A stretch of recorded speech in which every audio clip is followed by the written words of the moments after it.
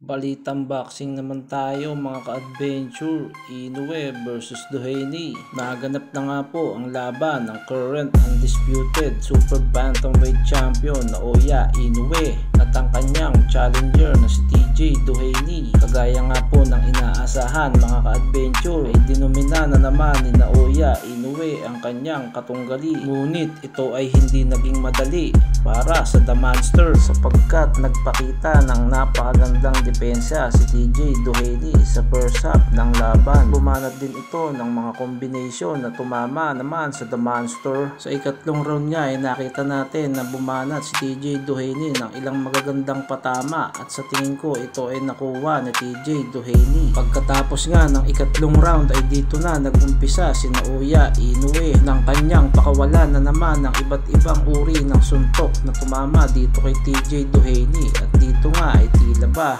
naging ugod-ugod itong si TJ Doheny, parang isang matanda na paika-ikang bumalik sa kanyang ringside sa pagtatapos ng ika-6 na round. Sa pagpasok nga na ika-7 round, pagtunog pa lang ng bell ay tagpaulan na agad itong si The Monster ng ilang kombinasyon at tinamaan na naman itong si TJ Doheny sa kanyang kanang bahagi ng tagiliran at dito na sumenya si TJ na tila ba ayaw niya nang lumaban pa at napaluhid ito sa sakit ng kanyang tinamong injury. Sa huli nga ay tinanghal na panalo na naman ang The Monster sa pamamagitan ng technical knockout at napanatili nito ang kanyang undefeated record at ang undisputed super bantamweight champion. Sa kabilang balita naman tayo mga ka-adventure, Cuadro Alas nagpakita ng ilang video ng kanyang sparring session. At sa video nga ito ay talagang nakita natin na ang Cuadro Alas ay naghahandang maigi para sa kanyang paparating na laban. At sa tingin ko ay nasa 70 to 80% ng handa ang ating Cuadro Alas para harapin ng American-Mexican warrior na si Saud Sanchez. Nagaganapin sa Yokohama, Japan sa October 13, 2024. Kung bago ka pa lang dito sa aking channel, huwag mong kakalimutang mag-like,